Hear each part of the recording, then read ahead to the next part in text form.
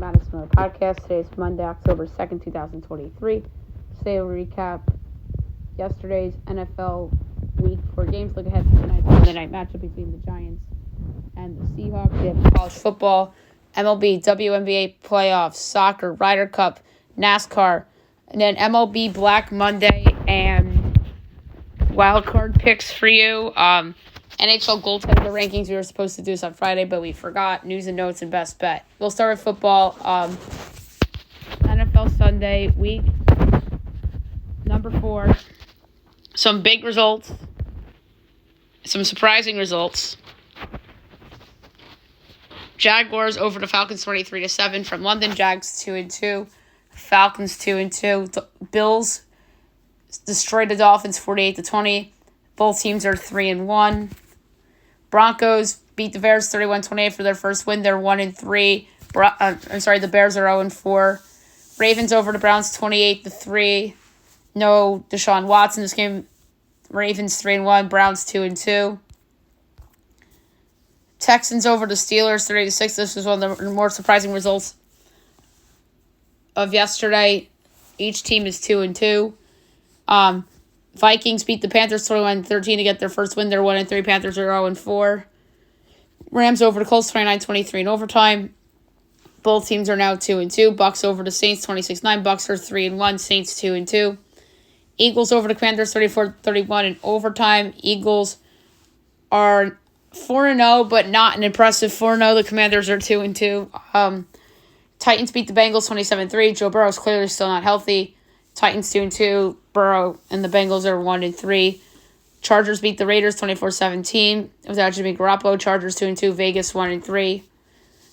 Cowboys destroy the Patriots 38-3. This kind of was reminiscent of the Cowboys' first game against the Giants. Dallas 3-1. New England 1-3. 49ers over the Cardinals 35-16. 49ers 4-0. Cardinals 1-3. And the Chiefs defeat the Jets 23-20 in a very competitive game. Chiefs 3-1, Jets 1-3. All right, and then tonight, 8:15, ESPN and ABC, you have the Giants hosting the Seahawks. Some notable players out for each side. No Saquon Barkley or Andrew Thomas for the Giants. No Abraham Lucas for Seattle. And there's a possibility that some other Seahawks players will be missing as well. Let's check. So Julian Love probable, Will Disley probable, Diggs is probable in the secondary, Jerron Reed defensive end probable, Metcalf probable, Noah Fant questionable. That is a big one. If he doesn't play, Seahawks are in trouble offensively. Same for Metcalf. Their center is questionable. They're down a lineman, Charles Cross, Kobe Bryant in the secondary out. Jamal Adams comes back. So they have a ton on the injury report, Seattle. That's not great for them. And we talked about Lucas being out. I project Seattle without Barkley and Thomas by 2.5, total 49 and 11/20. And Seattle is giving, it looks like 1.5 at the moment. Yes, total 47.5. I like the over. I liked the over when we did the show on Friday, but I like it even more now. I do have a slight lean to the Seahawks, but part of me thinks that the Giants might rise to the occasion at home tonight in a game that they absolutely have to win. So I would stay away from the line.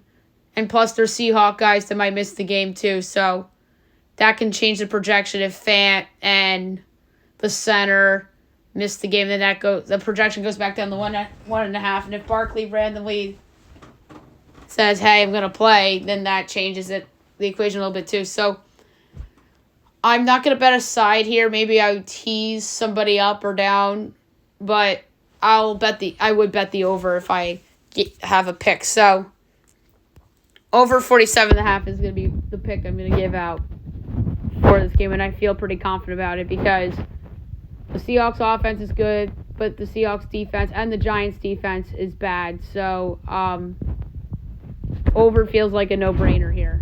All right, college football. We will go over the results from the weekend. It was a very busy weekend in the sport as well. Friday, Louisville over NC State, 13-10, so Friday's best bet, loser. Number 19, Oregon State over number 10, Utah, 21-7, no Cam Rising. Oregon State takes advantage. La Tech over UTEP, 24-10. BYU over Cincinnati, 35-27. Saturday, number 6, Penn State over Northwestern, 41-13. Number 8, USC over Colorado, 48-41. After Shader Sanders was doubtful, he plays. And Colorado was down big, and they came back and covered. Impressive. Kentucky beats number 22, Florida, 33-14. Yet again, an unranked favorite at home beats a ranked road team. There you go. Bada bing, bada boom. Madison gets that right in Fab 5. A&M over Arkansas, 34-22. I was wrong about that. Minnesota over Louisiana, 35-24. Utah State over UConn, 34-33. Clemson over Syracuse, 31-14. Good bounce back for Clemson. Tulane over UAB, 35-23. JMU over South Alabama, 31-23. Buffalo over Akron, 13-10 in OT. Central Michigan over Eastern Michigan, 26-23. BC over Virginia, 27-24. Miami of Ohio over Kent State, 23-3. Cal over Arizona State, 24-21. Number 1, Georgia over Auburn, 27-20. Number 2, Michigan over Nebraska, 45-7. Number 3, Texas over number 24, Kansas, 40-14.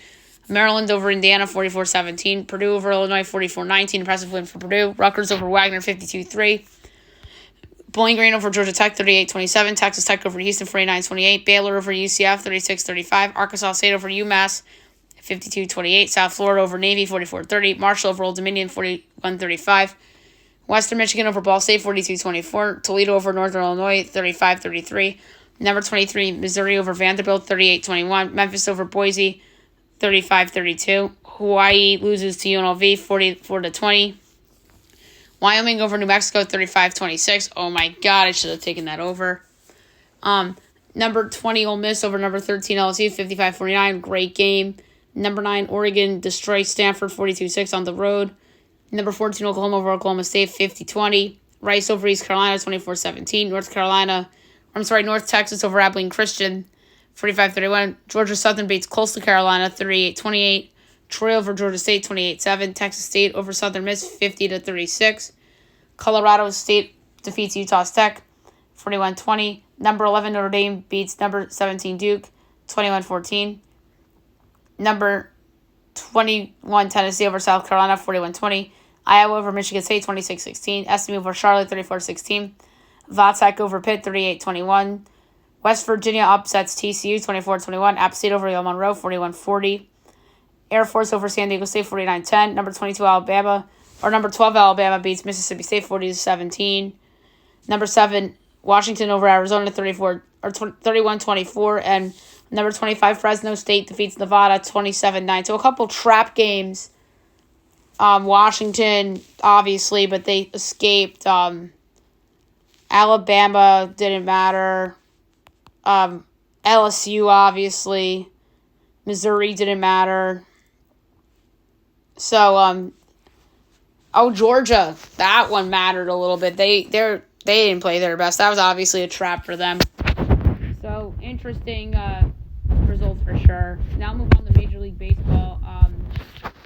Obviously, it's the end of the regular season. We will go over all the results. And guess what? We don't have to pick a big slate of baseball games anymore, which is sad, but it's reality. We have playoff baseball, and I'll give out my picks for the first round later in the show. All right, Friday. Marlins over the Pirates, 4-3. Guardians over the Tigers, 7-5. Red Sox over the O's, 3-0. Blue Jays over the Rays, 11-4. Nats over the Braves, 10-6. Padres over the White Sox, 3-2. Royals over the Yankees, 12-5. Brewers over the Cubs, 4-3-10 on a walk-off double by Carlos Santana. Twins over the Rockies, 7-6. Reds over the Cardinals, 19-2. Angels over the A's, 5-1. Astros over the D-backs, 2-1. M's over the Rangers, 8-0. Dodgers over the Giants, 6-2. Phil's Mets postponed. Makeup date was on Saturday. So Saturday, Tigers over the Guardians, 8-0. Rays over the Jays, 7-5-10. Mets over the Phillies, 4-3 in Game 1. Marlins over the Pirates 7-3. Cubs over the Brewers 10-6. Padres over the White Sox 6-1. Yanks over the Royals 5-2. O's over the Red Sox 5-2. Cards over the Reds 15-6. Doubleheader Game 2, Mets over the Phils 11-4. Rangers over the Mariners 6-1. Braves over the Nats 5-3. Astros over the D-backs 1-0. Twins over the Rockies 14-6. Giants over the Dodgers 2-1. And the A's over the Angels 7-3. And then Sunday, every game was on at the same time. Royals over the Yanks 5-2. Red Sox over the O's 6-1. Dodgers over the Giants 5-2. Pirates over the Marlins 3-0. Angels over the A's 7-3. Rays over the Jays 12-8. Brewers over the Cubs 4-0. Tigers over the Guardians 5-2. Astros over the D-backs 8-1. Phils killed the Mets 9-1. Padres over the White Sox 2-1-11. Mariners over the Rangers 1-0. Nats over the Braves 10-9. Rockies over the Twins 3-2-11 on a walk-off wild pitch as the center fielder Brenton Doyle scores the game-winning run, and the Cardinals over the Reds 4-3. So the playoffs start Tuesday, and obviously we are looking forward to that. Rest in peace to the Major League Baseball 2023 regular season. Okay, now we move on to the WNBA playoffs. We will go over the results from the weekend. So, Friday, Liberty over the Sun, 92-81, as they go up 2-1 in the series. And the Aces over the Wings, 64-61. And then a thrilling Game 3 to complete the sweep and advance to the WNBA Finals. And then, yesterday, the Liberty defeat the Sun, 87-84, in another thriller of a game to advance their first WNBA Finals in over 20 years. What a moment for the Liberty. This cements, in my opinion, a successful season for them. Good job.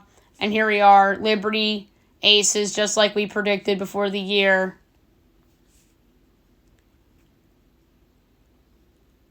And the series is going to start next weekend. So we maybe the Friday show next week.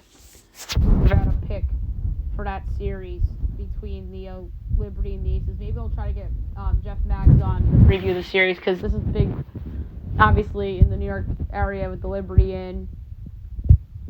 And the Aces, the Liberty have had success against this year, so should be a great series. I'm looking forward to that a lot. All right, now we'll go on to soccer from the weekend. We'll go over notable results and look ahead to any notable games on Monday.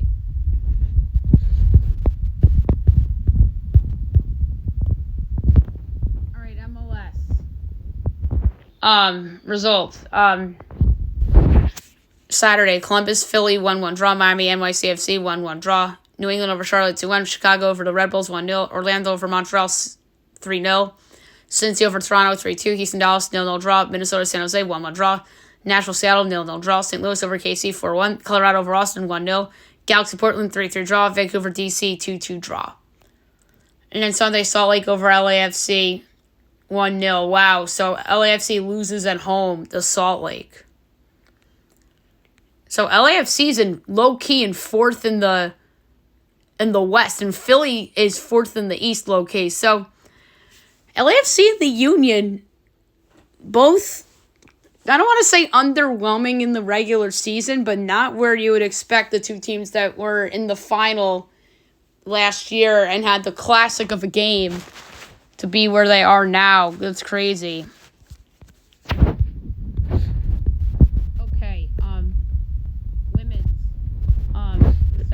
Washington over KC, 2-1. Chicago over Louisville, 1-0. And City over Portland, 2-0. And then yesterday, Houston over Gotham, 2-0. Oh, Rain, North Carolina, 1-1 draw.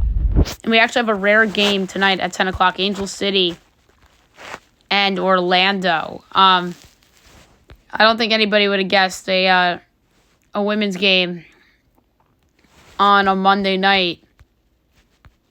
But here we are. So, Angel City's minus 105, Orlando plus 270, draw plus 250. I'm going to take Angel City at minus 105.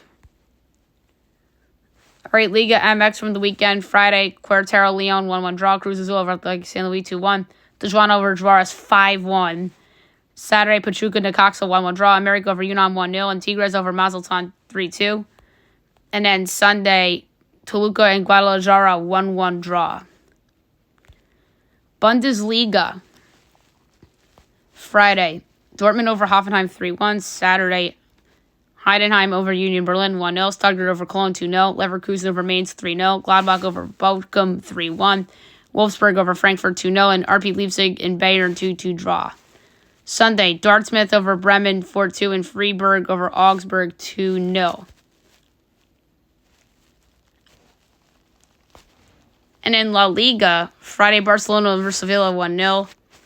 Saturday, Getafe Villarreal 0-0 draw. Real Mallorca 2-2 draw. Real Madrid over Girona 3-0. And Real Sociedad over Athletic 3-0.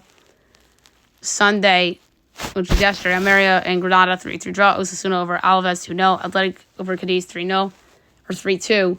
And Betis and Valencia, Betis comes out on top 3-0.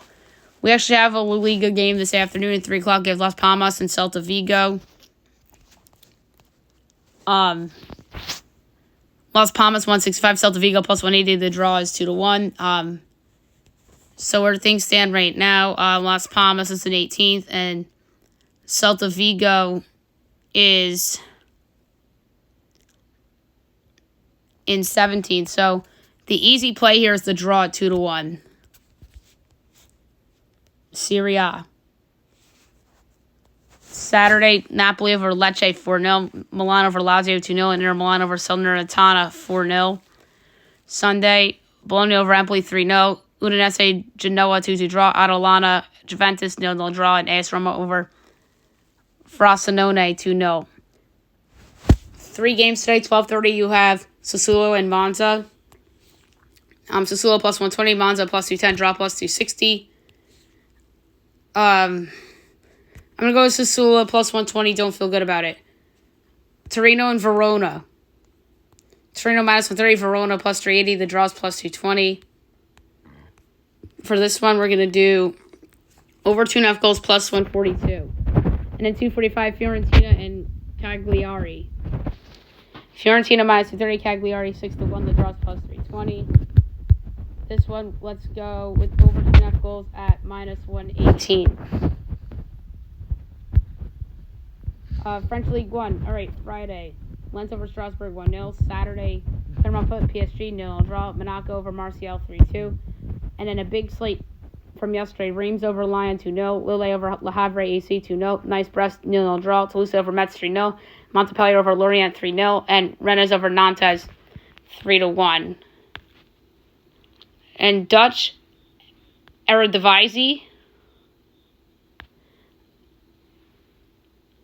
Saturday, Feyenoord over the Go Ahead Eagles 3-1. Almere City over FC Utrecht 2-0. PSV over FC Volendam 3-1. FC Twente over Heerenveen 1-0. And Ajax is up 3-2 on RKC Waldwick, and that game's abandoned. And then Sunday, Vitesse over NEC 3-1. Exclazio over Sparta 2-1. Heracles over PEC 2-1. And AZ Alkmaar over Fortuna 4-0. Now we're going to do English League Championship. Friday, Sunderland over Sheffield Wednesday 3-0. Saturday, Southampton over Leeds 3-1. Stoke over Bristol City 3-2. Cardiff over Rotherham 2-0. Huddersfield Ipswich 1-1 draw. Hull Plymouth 1-1 draw. Swansea over Millwall 3-0. Norwich City over Birmingham 2-0. West Brom over Preston 4-0. Coventry over QPR 3-1. And Borough over Watford 3-2. And then Sunday, Leicester over Blackburn 4-1. And last but not least, USL. Saturday, Indy over Detroit 3-0. Miami over Hartford 2-0. Pittsburgh over Tulsa 3-2. Tampa over Loudoun 1-0. Colorado Rio Grande 1-1 draw. Birmingham over Memphis 2-1. New Mexico over Louisville 2-0. El Paso over Charleston 3-2. Oakland San Antonio 2-2 draw. San Diego over Monterey Bay 4-1. And Phoenix Orange County 1-1 draw. And then yesterday, Sacramento over Vegas 2-0. Okay, now move on to the Ryder Cup. We are going to talk about how that played out. And the winner of the 44th Ryder Cup, Team Europe. Not surprising. I took Team Europe. They're the better roster. And they won pretty good.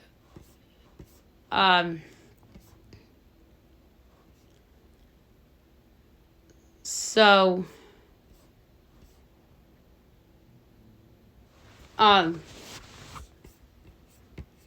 the results from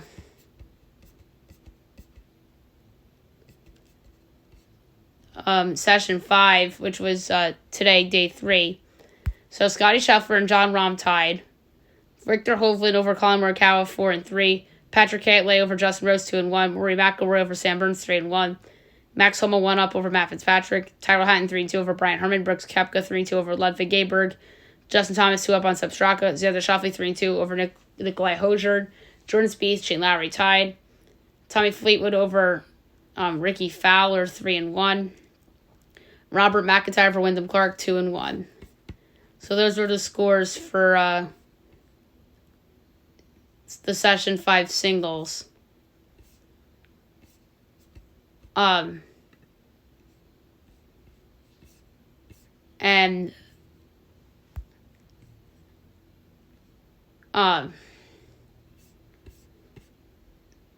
so, like I said, it was an interesting tournament to say the least.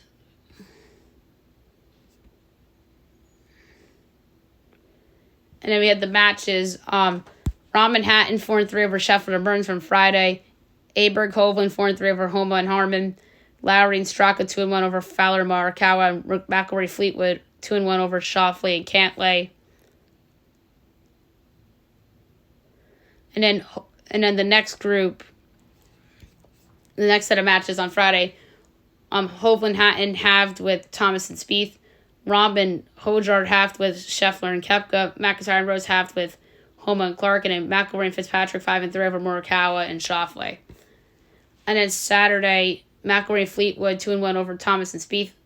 Aberg and Hovland 9-7 over Scheffler and Koepka. Homa and Harmon 4-2 over Lowry and Straka. And Rahm and Hatton 2-1 over Schauffele and Cantlay.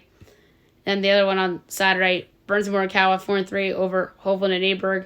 Homa and Harmon 2-1 over Fleetwood and Hogard. Rose and McIntyre 3-2 over Thomas and Spieth. Cantlay and Clark 1 up over Fitzpatrick and McIlroy.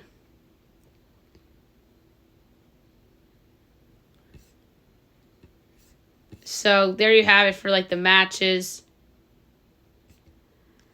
And now I'll move on to NASCAR. We will go over the results from the weekend. We'll start with trucks. The Love's RV stopped 250 from Talladega from Saturday afternoon. Yesterday was Cup. Your winner of this race, Brett Moffitt. Second, Ben Rhodes. Third, David Thompson. Fourth, Chandler Smith. Fifth, Corey Heim. Sixth, Daniel Dye. Seventh, Nick Sanchez. Eighth, Haley Deegan. Ninth, Parker Kligerman. 10th, Wallace Allen. The rest, Carson Osvar, Roger Caruth, Grant Effinger, James Wood, Garrett Smithley, Brett Holmes, Ryan Vargas, Tanner Gray, Christian X, Jake Drew, Ty Majeski, Corey Roper, Colby Howard, Matt Crafton, Tanner Gray, Greg Van Alst, Jason White, Chase Purdy,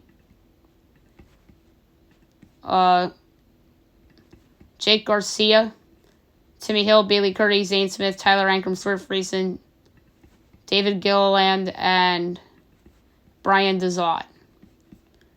And then the Cup Series, the Yellowwood 500 from Talladega yesterday afternoon. Your winner, Ryan Blaney. Second, William Byron. Third, Denny Hamlin. Fourth, Corey LaJoie. Fifth, Austin Cindric. Sixth, Justin Haley. Seventh, Chase Elliott. That was my pick. Eighth, Ryan Preece. Ninth, Riley Herbst. 10th, Daniel Suarez. The rest, Chandler Smith, Todd Gilliland, Chase Briscoe, Chris Bell, Kyle Larson, Tyler Reddick, Eric Almirola, Martin Truex Jr., Chris Boucher, AJ Allmendinger, Michael McDowell, Ricky Stenhouse Jr., Bubba Wallace, Joey Logano, Kyle Busch, Eric Jones, Ty Dillon, Alex Bowman, B.J. McGlade, Brendan Poole, Harrison Burton, Brad Keselowski, Austin Dillon, Ty Gibbs, Carson Hocevar, J.J. Yeley, Ross Chastain, and Kevin Harvick disqualified. Yikes. You never want to see that, especially with him retiring at the end of the season. All right, now we're going to do a full baseball segment now that the season has come to an end. We'll start with Black Monday in Major League Baseball. It's a day where we see a bunch of firings, and whether it's general managers or managers and whatnot. You see this in the NFL every year with Black Monday, and we have the same thing here in this sport. And in the NBA now is a Black Monday because their season now ends on a Sunday. Hockey, I don't recall what day of the week their season ends. Their season might be ending on a Sunday this year too, so Black Monday might be in existence for sports now. And sometimes the college as well, and not often. All right, so let's start in the AL East. So Brandon Hyde, obviously, he's going to be the manager of the year, if not, definitely a finalist. Should have won it last year, by the way. He's had a fantastic year. And the Orioles general manager, Mike Elias, deserves a raise. He put the team together very well. Rays, Kevin Cash isn't going anywhere. We know that. And their GM, Peter Bendix, has some work to do with the Wander Franco situation, and McClanahan may be out next year, but they have a playoff series to worry about first. Blue Jays, I think that their manager, John Schneider, saved his job by making the postseason. I genuinely felt that if they didn't make the playoffs, he would have been fired. The Blue Jays are a dysfunctional organization, and they overreact to when their team's disappointing. Aaron Boone, 24 hours ago, I thought he was getting fired. Now I think he's coming back. There's a report out this afternoon that Boone and Brian Cashman asked for Sean Casey to come back. And there are some accurate people saying that, including MLB Network's Brian Hoke, who I respect. We'll see how true that is. But then again, don't forget, it was reported Joe Judge was going back to the Giants, and the next day he was fired. So, you never know with these kinds of things. Sometimes people spit fake news, so you never know. But I do think Boone comes back, and the Yankees are just going to privately say that Aaron Judge, with that injury, ruined their season. And that's probably exactly what they're trying to convince their fan base of, unfortunately. But that's another story for another day. They probably do make the playoffs if Aaron Judge doesn't get hurt, and Aaron Judge probably wins AL MVP if he doesn't get hurt. The Yankees are probably where the Blue Jays and the Astros are right now in the standings, and the Rangers, like in that mix, Mariners, like that whole area. They would have had 90 wins if Aaron Judge didn't get hurt. They finished at 82. If Aaron Judge doesn't get hurt, they probably end up with 90 and they get in the postseason. That's my guess. But what do I know? The team wasn't good this year anyway. Alex Cora. This is a hard one. Should he come back? Yes. Because I think Shane Bloom was their main problem and they got rid of him. But the case for Alex Cora not returning is that the new GM didn't hire Alex Cora to begin with. Alex Cora is a good manager. He got the Red Sox to overachieve for most of the year, and then they had some injuries, and their deficiencies and flaws ended up showing as a team. But that, to me, falls on Shane Bloom, not Alex Cora. The Red Sox are a disgrace if they fire Alex Cora, which I think is likely, and I think there's a better chance of him getting fired than Aaron Boone because Boston does not accept last place finishes in the AL East, just like the Yankees don't. But then again, maybe if the Yankees actually finished it last, maybe Boone's out. but they did not finish in last, and they're going to use the Aaron Judge injury as the cover-up for why everybody's back. Jesus.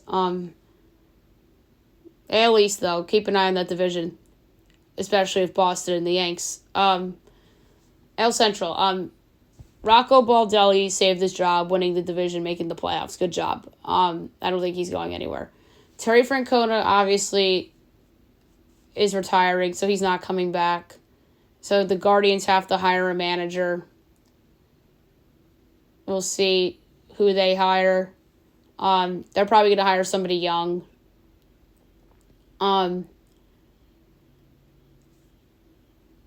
The White Sox, obviously, terrible season, 100 losses.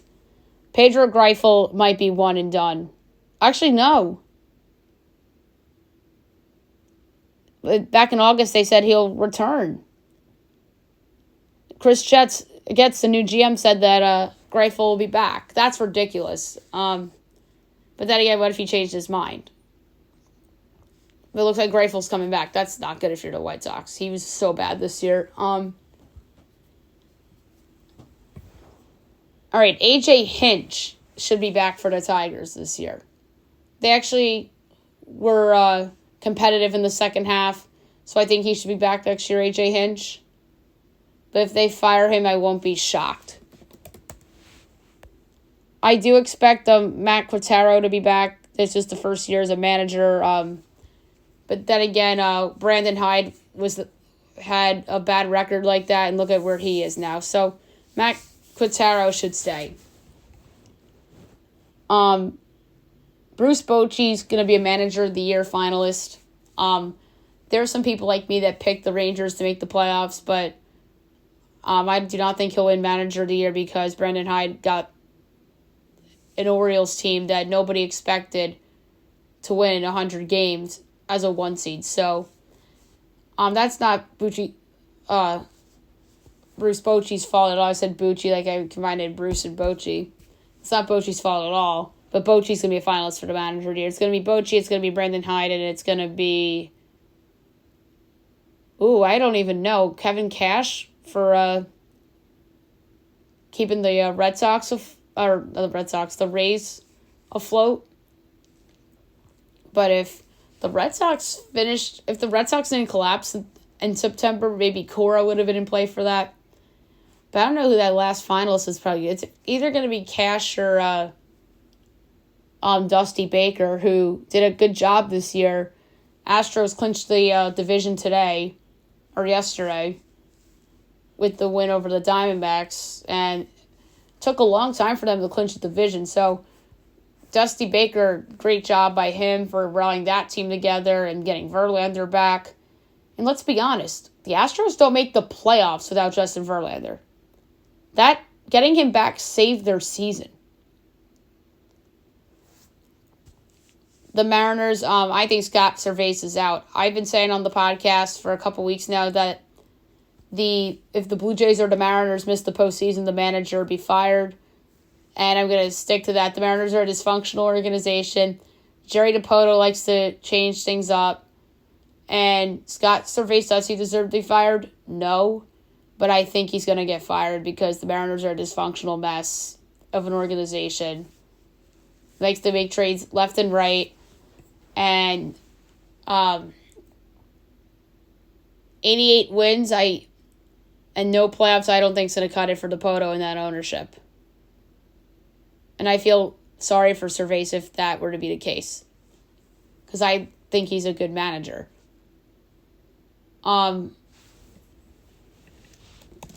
So, Phil Nevin will be back. Don't really have to talk about that. Matt Kotze will be back too. I just think he's in the same situation Brandon Hyde was in a couple years ago as well. Brian Snitker's one of the best managers in baseball. I'd be surprised if he was fired. But if they lost to the Phillies again in the postseason, or especially the Marlins, then you'll be hearing rumblings about him. Because there's always that manager that underwhelms in the postseason that gets fired. It happens every once in a while. He gets fired. Like we saw with Joe Girardi in 2017 with the Yankees.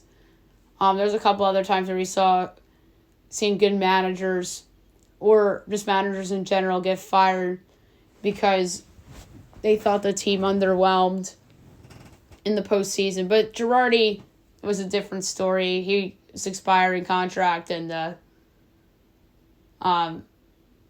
he was tough on Gary Sanchez, and I think that had something to do with his firing. I think Rob Thompson has done amazing since taking over the Philadelphia Phillies. So I don't expect him to go anywhere. Skip Shoemaker has to be the National League Manager of the Year for getting the Marlins to the playoffs. He did an amazing job. Amazing. Way to go for him. Buck Showalter announced his departure today on his own. Sounds like the Mets fired him. It's not surprising because they had an underwhelming season and finished with a losing record. So I'm not surprised he was let go, but Buck Showalter, I have a feeling, is done managing. And his Mets tenure was rocky.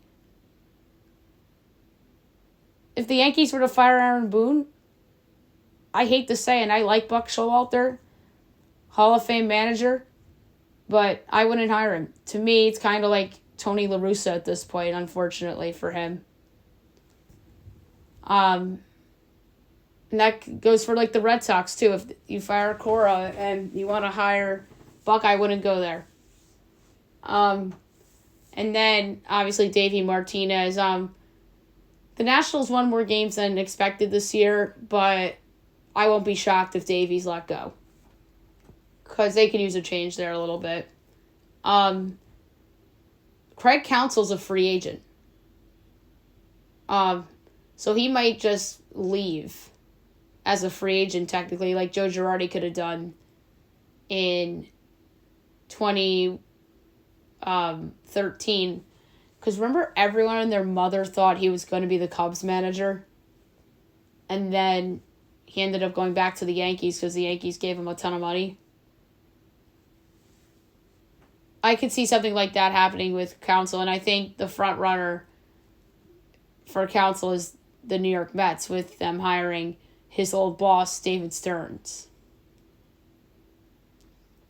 So I think David Stearns will be managing elsewhere in 2024, regardless of how the Brewers do in the playoffs, because I don't think that the Brewers ownership is going to outbid Steve Cohen for one of the best managers in the game.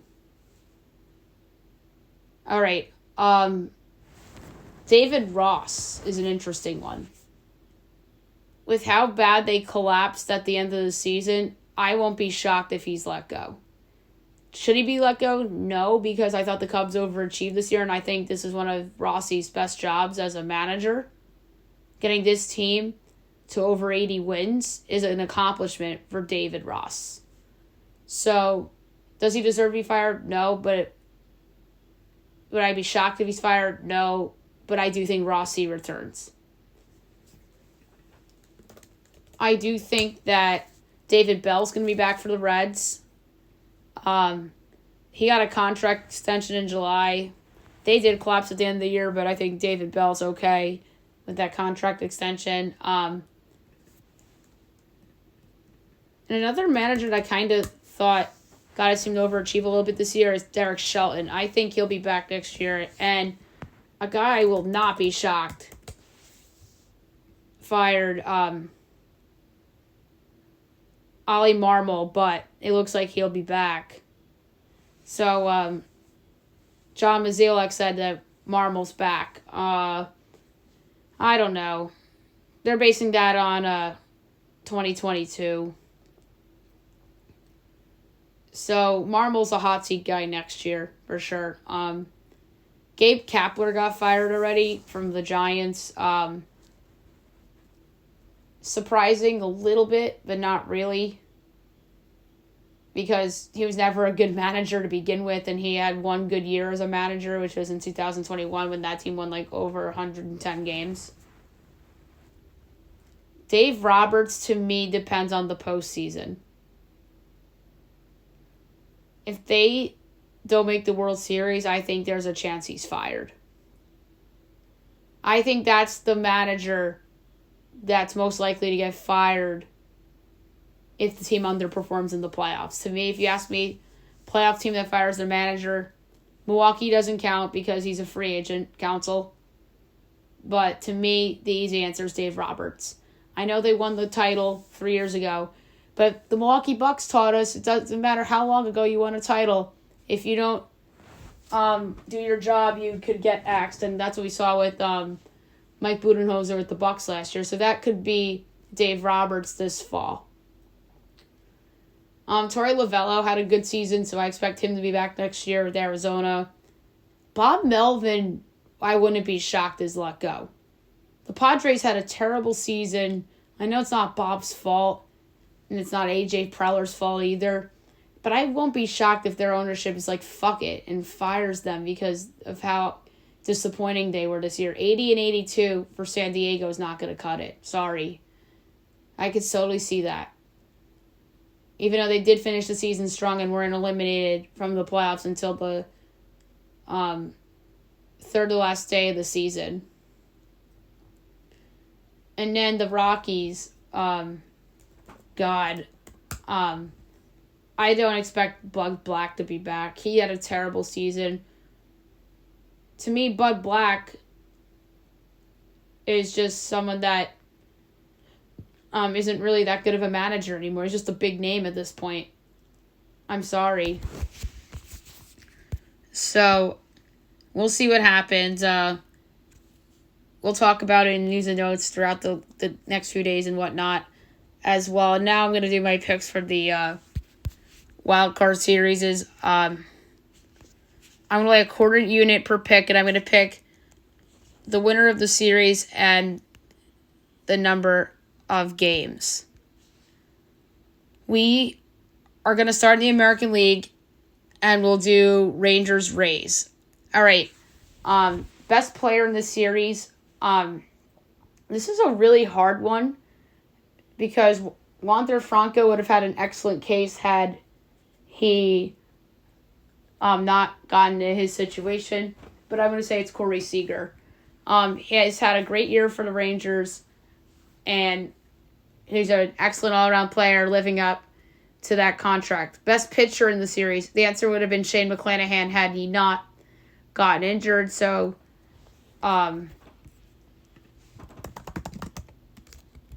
is it Nathan Eovaldi or is he injured?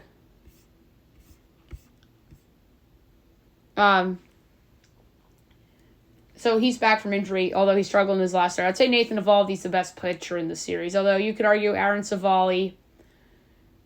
You could argue for Tyler Glass now, but I'm going to say Eovaldi from a postseason standpoint because he's had good playoff history with the Red Sox and with some other teams. Managerial edge to me is hard. Bruce Bochy has all the rings, but this is what have you done for me lately? And Kevin Cash was in a World Series more recently than Bruce Bochy as far as I'm concerned. So I'm giving the managerial edge to Kevin Cash. I think offense as a whole, Rangers get the edge. Pitching staff as a whole, Rays get the edge. Bullpen, Rays. I don't trust Aroldis Chapman with the 10-foot pole. He's going to blow a save in the series or at some point in the postseason, depending on how far Texas goes. So the wild card in this series to me, I don't think we'll see John Gray or Max Scherzer in the series. But there's a couple other wild card guys that could have impacts that we don't expect. Like Andrew Heaney, maybe. Could he be somebody that we're not expecting to surprise in the series or something? But it's going to be very interesting for sure, this series. I think this is going to be a competitive series. So obviously, all the games are going to be held in Tampa Bay.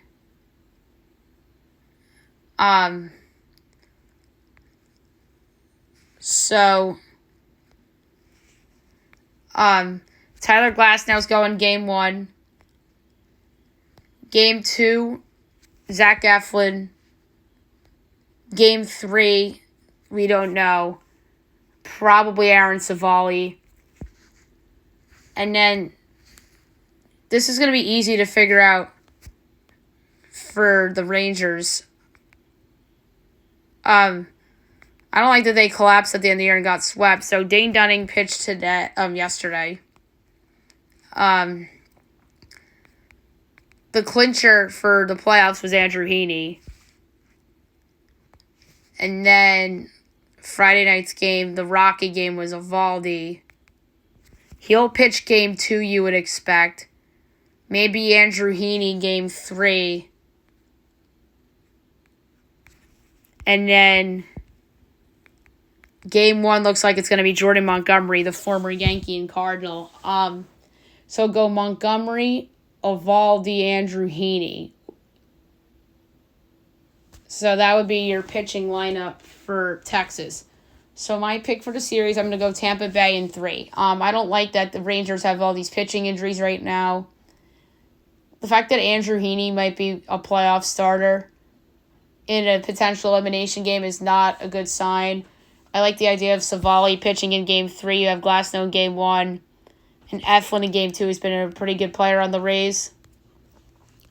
So,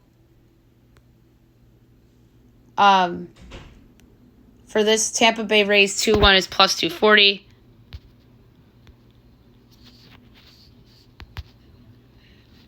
And, like I said, a quarter unit per pick. So Tampa Bay Rays 2-1 plus 240.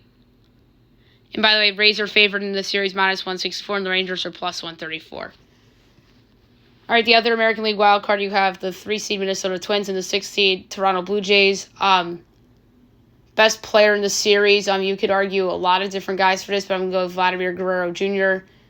He's one of the best hitters in all of baseball. Yes, his defense can be subpar at times, but he is obviously the single most talented player, perhaps in the American League playoffs, let alone the wild card series. I mean, you could argue a lot of guys who are most talented are the best player in the American League playoffs. No Judge or Ohtani this year. So you could argue Vlad, and you could argue, obviously, Altuve, Bregman, some other guys. Rutschman, I think, entered the conversation as well. Franco would have been in there had he not gotten in trouble.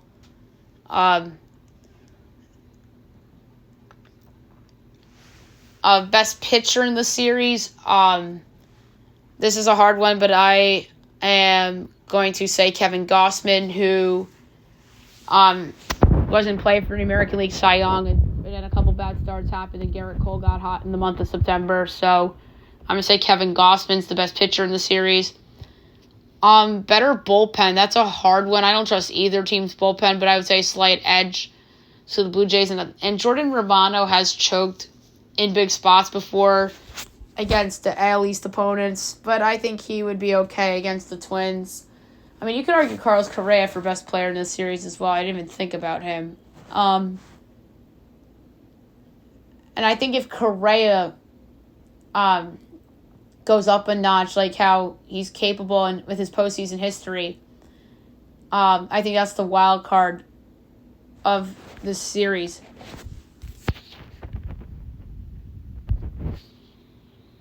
All right, pitching matchups for this series. Twins, Pablo Lopez, Game 1. Sonny Gray, Game 2. And Game 3, if necessary, we don't know. So it would be whoever pitched on Saturday for Minnie. I mean, could it be like Emilio Pagano's the opener and then comes in Chris Paddock situation? Maybe. Oh, but Joe Ryan's in play. Of course, it'll probably be Joe Ryan, Game 3. That's where I would go if I am the Twins for Game 3. Joe Ryan. Let's just assume that. And then Blue Jays, I always assume Gausman Game 1. Or Chris Bassett. We might see Chris Bassett game 1. Which would be very interesting. The Yankees roughed up Jose Barrios in his last start. We'll probably see him in a game. And then Gausman pitched really well against the Yankees last week. So, and I think Gausman pitched yesterday too against Tampa Bay. Or did they sit him?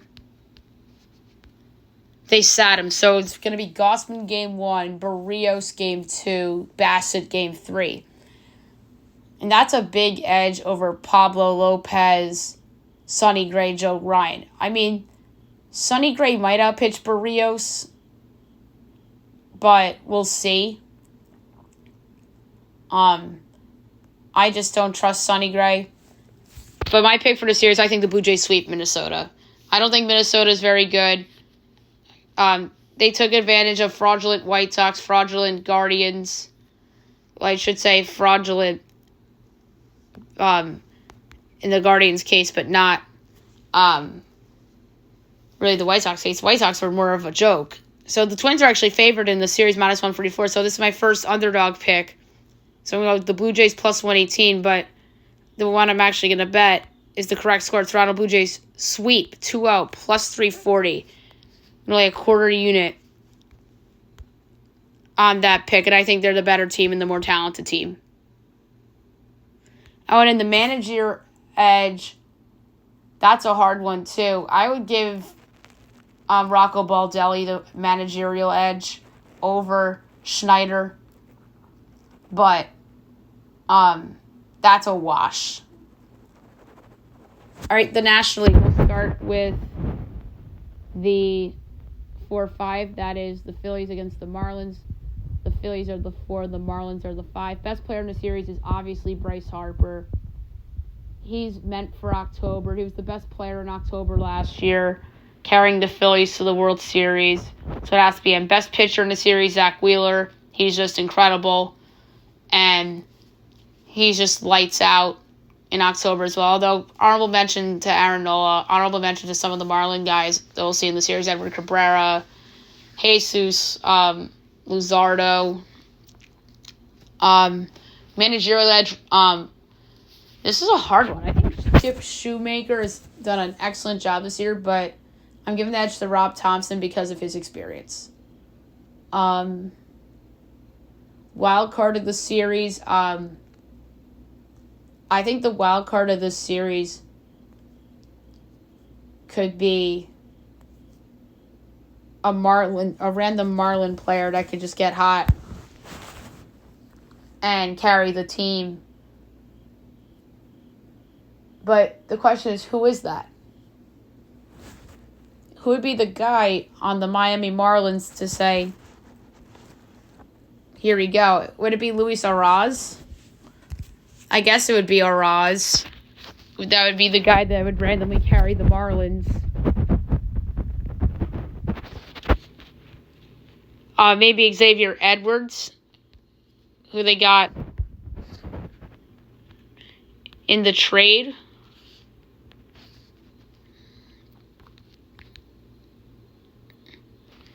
Then we saw Arraez pinch hit on Friday and got a hit. So I think the wild card of the series might be actually Jorge Soler, who obviously we know very well from years past, coming up big for other teams in October. So I'm going to say he's a wild card guy. All right, pitching matchups in this series. I would expect Zach Wheeler against Edward Cabrera game 1. Or Zach Wheeler, Jesus Luzardo. That makes sense. And then it's Aaron Nola against Braxton Garrett. And in game 3, if necessary, would be, I would say, Ranger Suarez against Edward Cabrera, probably. So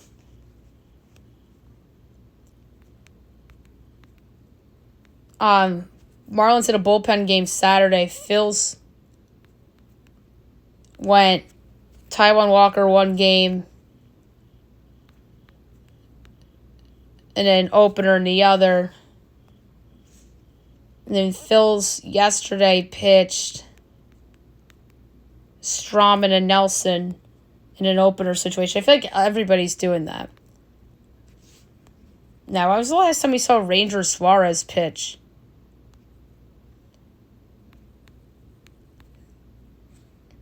Yeah, so I guess he's hurt. I guess Ranger's hurt. So, I guess Taijuan Walker, in theory, would start Game 3 for Philadelphia if it were to go Game 3. And then for Miami, I would expect that to be Edward Cabrera. But we saw him on the 27th against Pittsburgh. So it's either going to be him or Taijuan Walker. But I don't know if that's going to matter. Offensively, Phillies get the edge. Same with the pitching. Miami bullpen's sneaky good, so I give the edge bullpen to Miami because I don't trust Kimbrel all that much. But managerial edge, Thompson.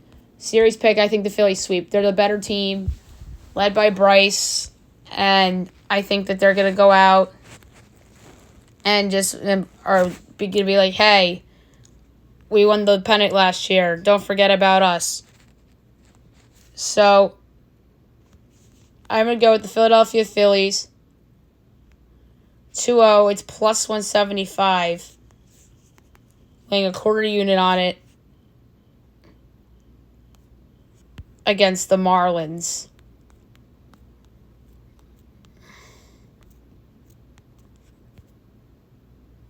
And last but not least,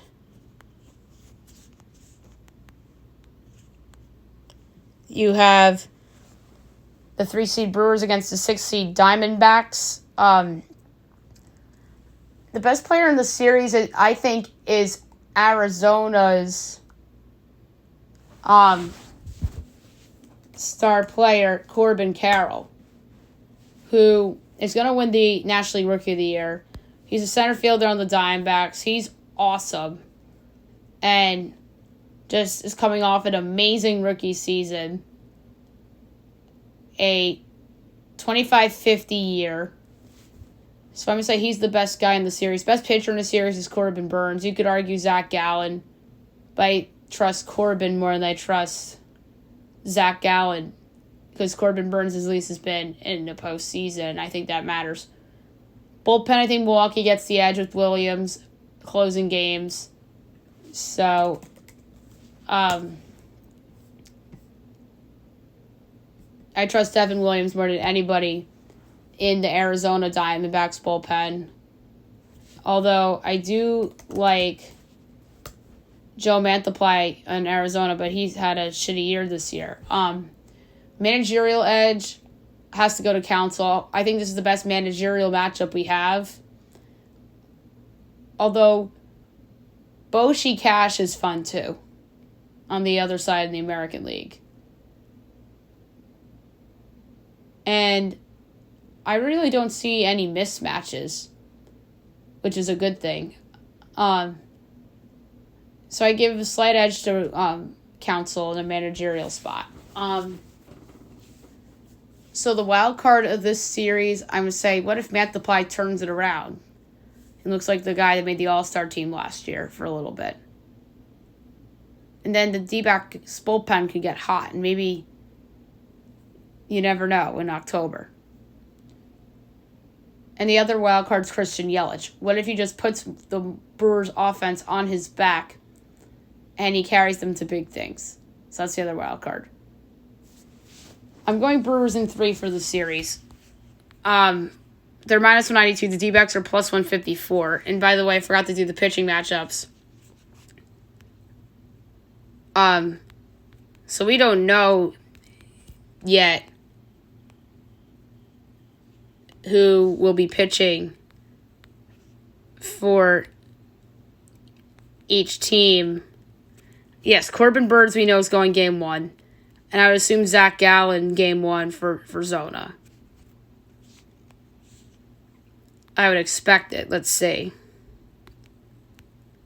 So Zach Gallen might be game 2 for Zona, which I think is a mistake. Unless they put him on short rest, which would be weird.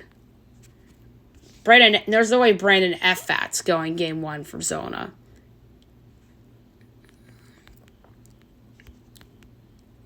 Zach Davies game 1? Yikes, bro. Like, get out of my face, Zach Davies, please. He's no good. Merrill Kelly will probably pitch game 3.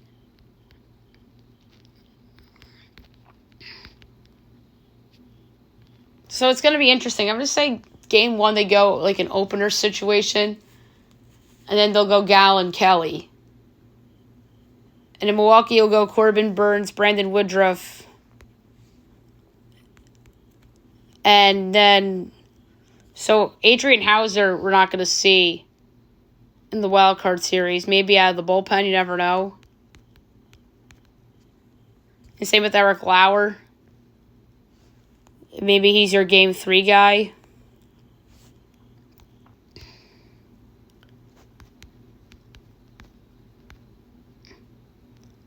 Maybe Colin Rea could be the guy in game 2. Wade Miley. Maybe we'll see from Milwaukee in this series.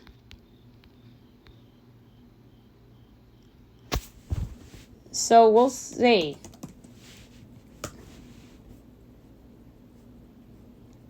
We haven't seen Brandon Woodruff since September 23rd. So is he...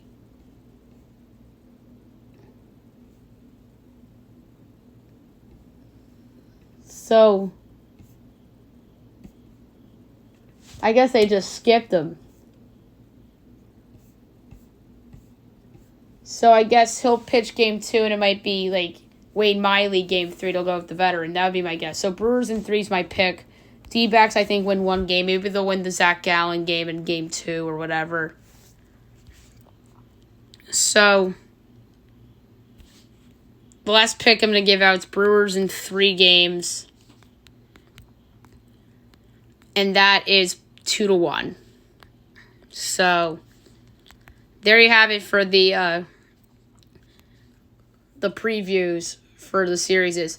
All right, news and notes is going to be about as rapid fire as we can get. But before that, we have to do the hockey goalie rankings. We're going to do that very, very rapid fire. We went too long with baseball, and I apologize about that. So the goalie rankings for hockey, 2023-24. 32, Devin Levi, Sabres. 31, Sam Montembeault, Canadians. 30, Capo Kakinen, Sharks. 29, Carell, Vizmelka, Coyotes. 28, Peter Mrazek, Blackhawks. 27, John Gibson, Ducks. 26, Philly Husso, Red Wings. 25, Phoenix Copley, Kings. 24, Stuart Skinner, Oilers. 23, Elvis Merzlikins, Blue Jackets. 22, Jordan Binghamton, Blues. 21, Thatcher Demko, Canucks. 20, Alexander Georgiev, Avalanche. 19, Vitek Vanacek, Devils. 18, Philip Gustafson, Wild. 17, Tristan Jarry, Penguins. 16, Jonas Korpisalo, Senators. 15, Ilya Samsonov, Maple Leafs. 14, Aiden Hill, Golden Knights. 13, Darcy Kemper, Capitals. 12, Philip Grubauer, Kraken. 11, Carter Hart, Flyers. 10, Sergei Bravovsky, Panthers. 9, Jacob Markstrom, Flames. 8, Linus Ullmark, Bruins. 7, Frederick Anderson, Hurricanes. 6, Connor Hellebuck, Jets. 5, Juicy Saros, Predators. 4, Jake Ottinger, Stars. 3, Ilya Sorokin, Islanders. 2, Igor Shesterkin, Rangers. Number 1, Andrei Vasilevsky, Lightning. The goaltending is about as weak as I can remember in hockey. Like, I'm dead serious. Like, Frederick Anderson and Linus Ullmark are in your top 10 says a lot about the state of goaltending and the decline of guys that we thought were great goalies not long ago, like Jordan Binghamton and Elvis Merzlikins. I saw that, I think, on a little bit down. Thatcher Demko, Vitek Vanacek, Tristan Jarry, Ilya Samsonov. Like, guys in the teens and early 20s are guys that we thought could have been top 10 goalies like 2, 3, 4 years ago. But Vasilevsky versus Shesterkin and Sorokin, I think you could pick your poison for your top 3. Ottinger, to me, is the best goalie in the West. Juicy Saros is still very good. Hellebuck, I think it's bad luck with his defense.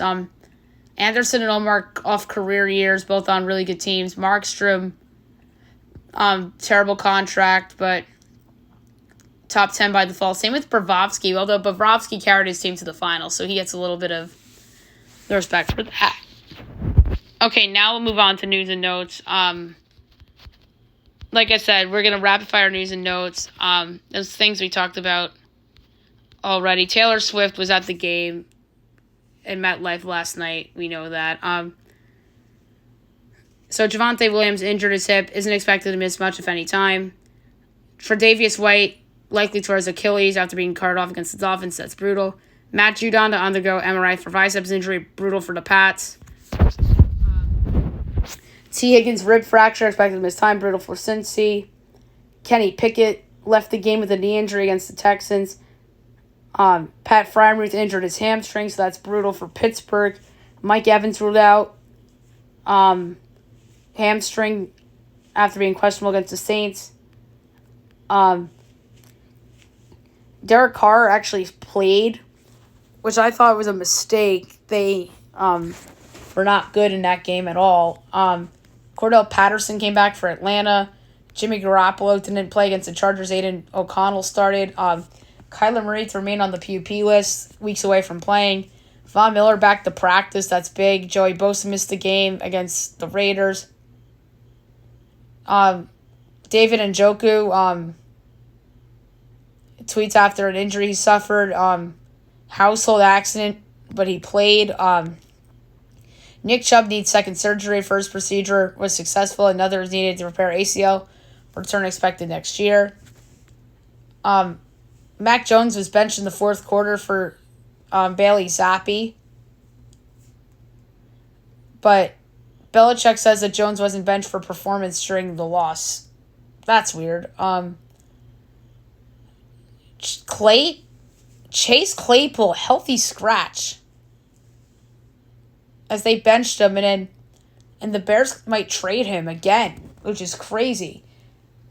Are you sure that guy's any good?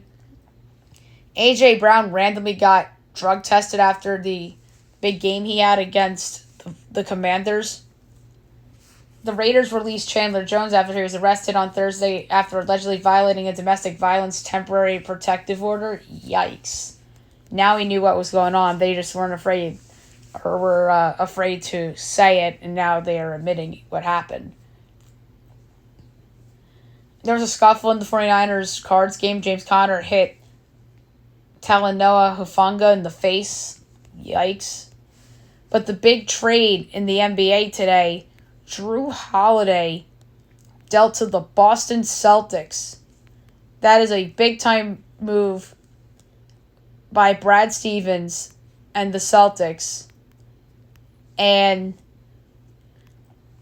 going back to the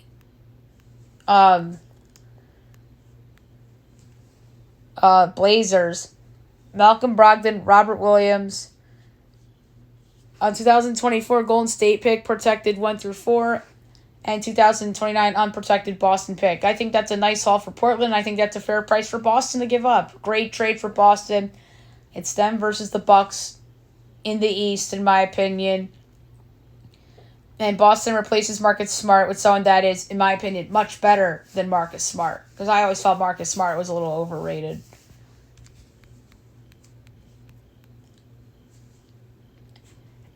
And then Joel Embiid tweeted, "This has been a wild offseason LMAO."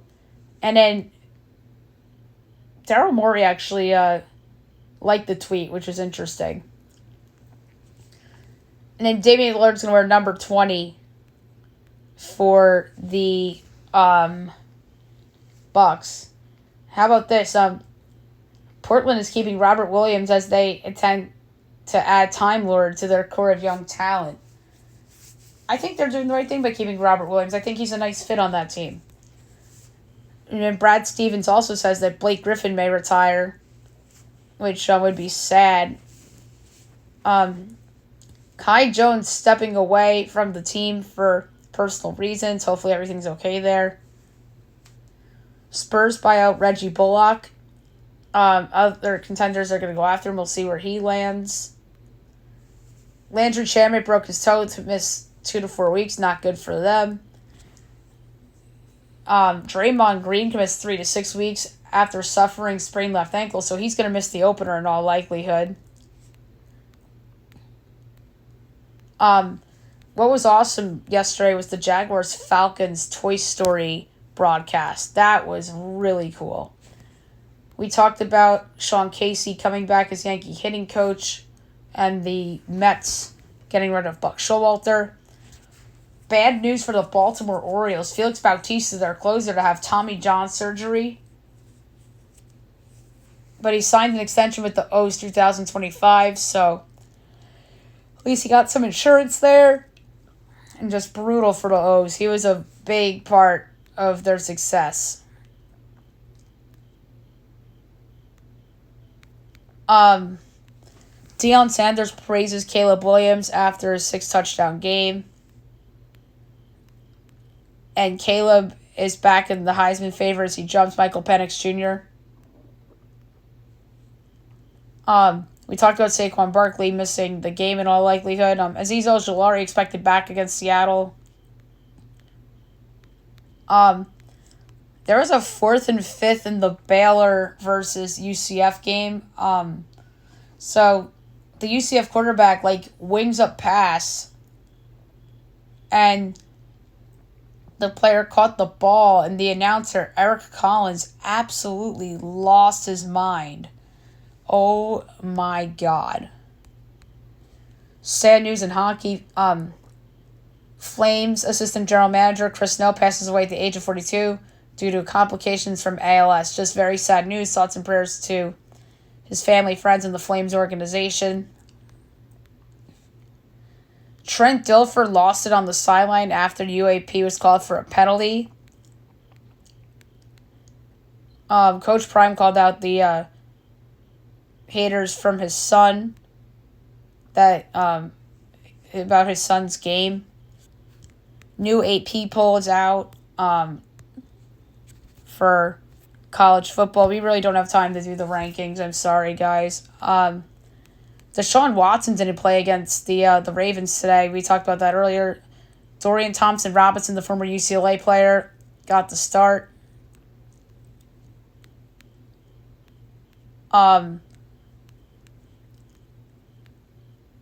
And some baseball stuff. Miguel Cabrera, last game, standing ovation. AJ Hinch put him at first base. He recorded an unassisted put out, and then he got pulled from the game. And then on Saturday, Miguel Cabrera's family threw out the first pitch. And sad news also, Tim Wakefield passes away at the age of 57. 19 seasons and won 2 World Series with the Red Sox. Thoughts and prayers to Wakefield's family, his former teammates, the Red Sox organization. That's also really sad news. And Curt Schilling is such an asshole. If you didn't see what happened several days ago on his podcast, go up and Google it because it's disgusting what he did. And then obviously, over the weekend, we had flash flood warnings in the area, and Mayor Adams and Governor Hochul addressed New York on Friday's flash flood warning. And I think Governor Murphy had a state of emergency. I saw that too, which was crazy too. And then Dianne Feinstein, the longest-serving woman in the Senate and a trailblazer in U.S. politics, had passed away at the age of 90, so that's more sad news. Thoughts and prayers to her family and friends and former colleagues as well. Best bet of the day brought to you by FanDuel. We're almost there, guys. We don't have a lot for best bet because baseball's gone, and all we really have is soccer and then the Monday night game. So I'm going to go over 47.5 in Giants-Seahawks. I just think that's a high-scoring game. I think Geno Smith and Daniel Jones will both play well. So I'm going to go a quarter unit over 47.5 between the Giants and the Seahawks for the best bet of the day. All right, that's it for the show. I'll be back tomorrow recapping everything. Look ahead to everything tomorrow as well. We have another portfolio pick and obviously center rankings for NHL and a lot more to do. Hope you guys have a great day, everyone.